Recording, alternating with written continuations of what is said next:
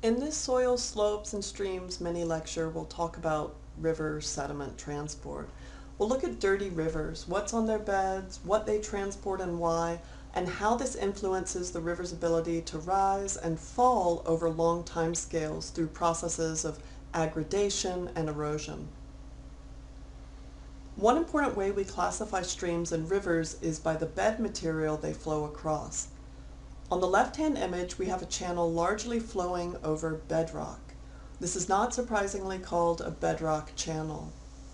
On the right, we see an alluvial channel, one that flows over its own alluvium. Alluvium is the sediment a river transports and deposits. To understand why channels may have these different forms, let's start by imagining you're standing at a stretch of the bedrock channel, looking out across its width. This is shown as the red line. This point in the channel transports sediment downstream, and its ability to move that sediment past the point in the channel is largely influenced by its velocity, discharge, depth, and slope.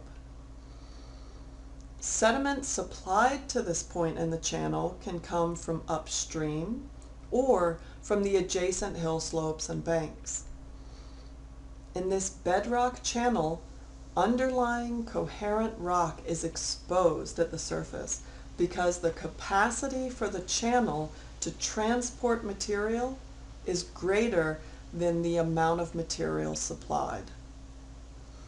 Conversely, the alluvial channel at right flows across its own bed and sediments. Remember, alluvial means sediment carried and deposited by moving water. Here, at this stretch, the material supplied from upstream and adjacent banks either exceeds or is equal to the capacity of the river to transport it away. Now, this characterization of the alluvial and bedrock channels is somewhat of an oversimplification, and as we've seen, landscapes love exceptions. For example, you could have a river, such as this, that cuts down, incising through bedrock.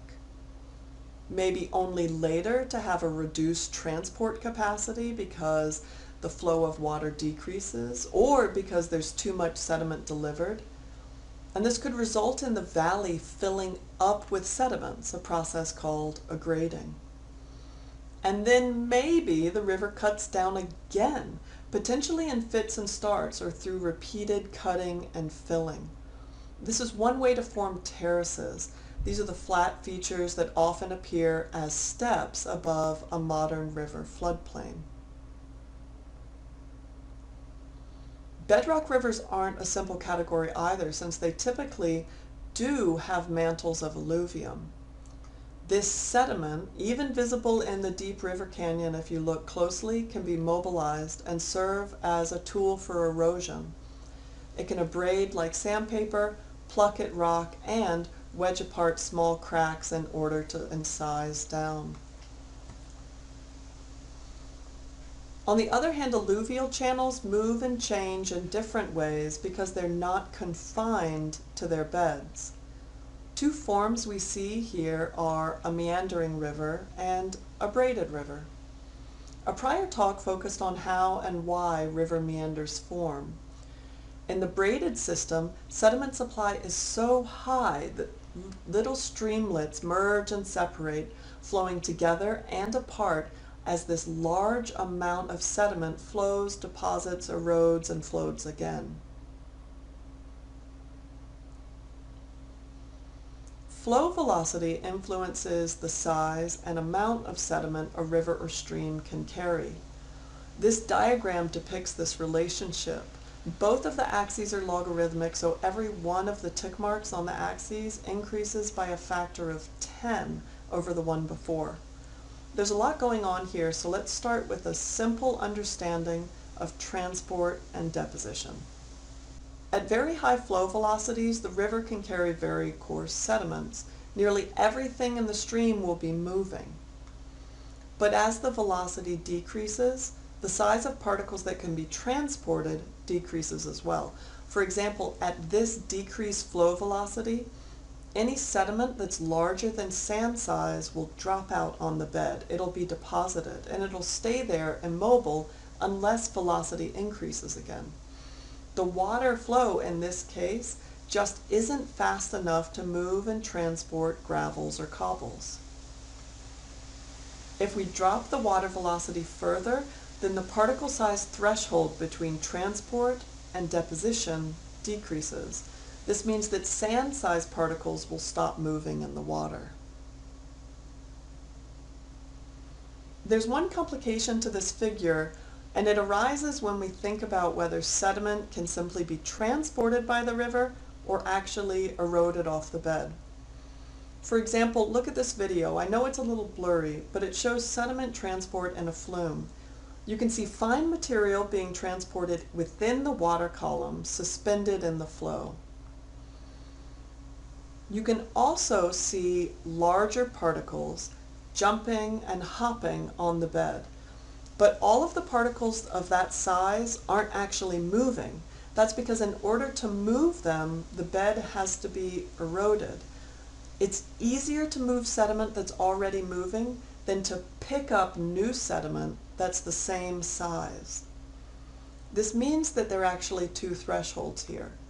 First, there's a velocity below which material that's moving will be dropped out and deposited. And secondly, there's a threshold for actually eroding the bed, being able to pick up a particle that wasn't moving. You need a higher velocity to erode the bed than to simply transport the material. And of course, just to complicate things a little further, I've ignored some really fine particles. We already saw that fine sediments like clay and silt are easier to transport than large particles. But curiously, they're also really difficult to erode off the bed. Notice that it takes a higher velocity to erode this tiny clay particle than it does to erode a sand bed. This is because fine particles are cohesive and they stick together. Riverbeds are typically made up of a variety of different grain sizes, and even in this case, since clays are cohesive, their presence in the bed sediment can make a mixed bed as a whole more difficult to erode. Now, rivers erode, transport, deposit, and change landscapes at highly local to even continental scales. The load is the mass and material that a river transports or carries. Chemical weathering in soils releases dissolved ions to waters. Rivers carry these dissolved ions. This is the dissolved calcium and other elements, and it carries them downstream in what's called the dissolved load. As the river flows, it may contribute more to the dissolved load as sediments along banks or within the river chemically weather, as plants and bugs and algae do their thing, and as the water exchanges gases with the atmosphere. This dissolved load is invisible, and it's an invisible mix of cations and anions, and every river carries some different mixture of them, no matter how small. Most of the dissolved content is made up of this list here, some of which, like calcium and sodium and magnesium and potassium, which we've talked about in other mini lectures on soils. Remember, they're weathered from bedrock, and they're essential nutrients that sustain life. Hill slopes also contribute sediments from upslope. The river carries these as its sediment load, and it may exchange the sediments, deposit or erode them every so often with the bank. The sediment load can be carried within the water column, suspended and flowing above the bed. This is called the suspended load. The sediment that's transported along the bed is not surprisingly called the bed load. And when you look at a river such as this, you might only notice its bed load, the cobbles and pebbles and sand that bounce and roll. During a flood, the larger particles along the side may be mobilized as discharge, velocity, and stage increase. On the other hand, a river like the Yellow River in China is so filled with suspended sediment that it's difficult to imagine what the bedload beneath might even look like. The Yellow River is considered to be the most sediment-laden in the world, and you may recall from a video on soils that the Yellow River drains the Luss Plateau, an eroding landscape full of fine silts. This is the reason that it's so yellow. Together, the dissolved, suspended, and bedload make up the mass of material, in addition to water, that a river transports and delivers downstream. In general, the suspended sediment load makes up 90% of the total amount of sediment carried. Particles remain in suspension when upward moving currents in a turbulent flow exceed the rate of particle settling by gravity. Bed load makes up on average just 10% of the load. Sediment particles here move along the bed as we saw in a prior video by rolling or hopping and jumping, and this latter is called saltation. The saltation process can mean that other particles on the bed are bombarded. This can help to free them and get them moving as well, to overcome that threshold for entrainment and erosion. Remember, it's harder to pick up a new particle than to keep transporting one that's already moving.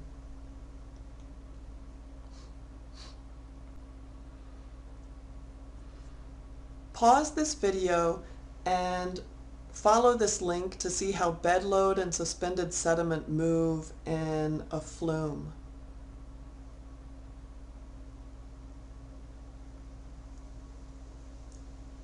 Velocity, bed material, flow, and transport, and everything we've talked about thus far in channels can be variable within a river over both space and time. A river changes its form as it flows, and some rivers have very different forms and sediment capacities as you walk upstream or float downstream. For example, look at the Yellowstone River. Here we are in an upstream floodplain of the Hayden Valley. Note the perfect meanders and cutoffs as this alluvial channel winds its way across the flat upland plain, which was once covered by a lake and glaciers and is still filled with sediment from both. Go just 7 miles downstream and you'll come to the Grand Canyon of Yellowstone. The bedrock-dominated channel on this stretch of river extends through a canyon roughly 20 miles long, across waterfalls, and it's expected that a massive glacial outburst flood, likely because some dams that were formed from ice breached. This glacial outburst flood helped to rapidly incise some of the bedrock. Go an additional 50 miles or so downstream and you'll come to Paradise Valley. Once again, we see a classic alluvial channel. This is rich in sediments from the outlet of receding glaciers, and the rivers experience multiple rises and falls in this valley that result in several terraces, which you may be able to see. The morphologies we see along this just 100-kilometer stretch that are represented in these photos are highly variable, and they're just for a single river. Each stretch of the river has to reflect the sediment that was eroded and transported from upstream, the water that's delivered as precipitation and through springs, and all of these have varied over the time scales of river evolution. And then also the dynamic processes and geologic histories of the area, including hotspot volcanism, faulting, the Yellowstone supervolcano, the legacy of glaciers that left just 14,000 years ago, and the history of river aggradation and incision. This is a perfect example of the complexity of rivers and their processes over both space and time.